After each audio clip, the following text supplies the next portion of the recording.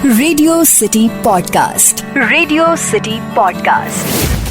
இடது கண் துடிச்சா இந்த பலன், வலது கண் துடிச்சா இந்த பலன் அப்படின்னு கண்கள் துடிக்கிறத வச்சே நமக்கு என்ன ஏற்பட போகுதுங்கிறத நம்முடைய மூதாதையர்கள் அறிஞ்சு வச்சிருந்தாங்க. யாருக்காவது கண்கள் துடிச்சுச்சுன்னா இது வந்துருமோ அப்படிங்கிற பயமோ, பல்லி மேலே விழுந்தாலே நமக்கு என்ன ஆக போகுதோ அப்படிங்கிற பயமும் ஏற்படுறது வழக்கமான ஒரு விஷயம்தான். தலையில விழுந்துச்சா, இடது தோள்பட்டையில விழுந்துச்சா, வலது தோள்பட்டையில விழுந்துச்சான்னு நிறைய பேர் கேள்வி மேல கேள்வி கேட்பாங்க. ஒவ்வொன்றுக்கும் ஒவ்வொரு பலன் இருக்கான். அது மாதிரி போகரால உருவாக்கப்பட்ட சாயா புருஷ தரிசனம் உங்களுக்கு தெரியுமா?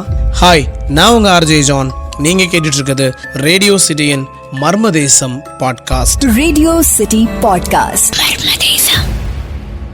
சாயா புருஷ தரிசனம் அப்படிங்கிறது தன்னுடைய நிழல் உருவத்தை நாமளே பார்க்கறது தான். அதுவும் காலையில 8 மணிலிருந்து 9 மணிக்குள்ளாக மேடு பள்ளம் இல்லாத ஒரு இடத்துல நின்று உங்களுடைய அந்த நிழலை நீங்க பார்க்கணும். உங்களோட கால் அடி 7, 8, 9 அடி தூரத்துக்கு அதுல நிழல் படுறப்ப அந்த நிழல் ஒரு 1 நிமிஷம் 2 நிமிஷம் உத்து பார்த்தீங்கன்னா அதுலயும் நிறைய விஷயங்கள் தெரியும் அப்படின்னு சொன்னாங்க.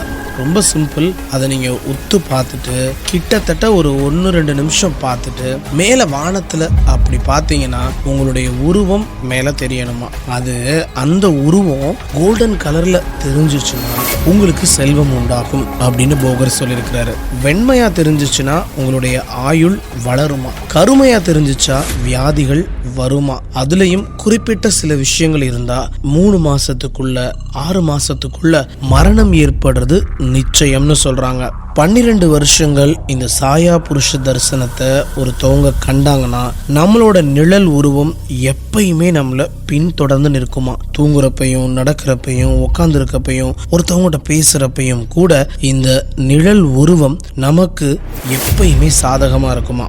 இந்த தரிசனத்தை பார்த்தவங்க அவங்களே சித்தர்களை போல மலைகள்ல இருக்கலாமா, தேவ ரிஷிகளை காணலாமா. இந்த முறைய தென் திசையில வாழ்ந்த அகத்தியர் தனக்கு சொன்னதா போகர் தன்னுடைய போகர் 7000 அப்படிங்கிற நூல்ல சொல்றாரு. எல்லாத்துக்குமே அடிப்படையா இருக்கிறது நம்முடைய மனசுதான். மனம் அது செம்மையானால் மந்திரம் ஜெபிக்க வேண்டாம் அப்படிங்கறத போல மனதில என்னென்ன விஷயங்கள்லாம் நம்ம யோசிக்கிறோமோ அது எல்லாமே நடக்கும்னு சொல்றாங்க. இதுதான் ஃப்ரீக்வன்சி வைப்ரேஷனோட சேர்ந்து இந்த உலகம் ஒரு ஃப்ரீக்வன்சில இயங்கிட்டு இருக்கு. அந்த ஃப்ரீக்வன்சிக்கு நம்மள மேட்ச் பண்றப்ப நம்முடைய ஆயுள் பெருகும், நிறைய விஷயங்கள் நமக்கு கிடைக்கும்னு சொல்றாங்க. அறிவியல் உலகம் இதை எப்படி பார்க்குது அப்படிங்கிறது கிடையாது. ஆனா தத்துவ உலகம் இது உண்மை.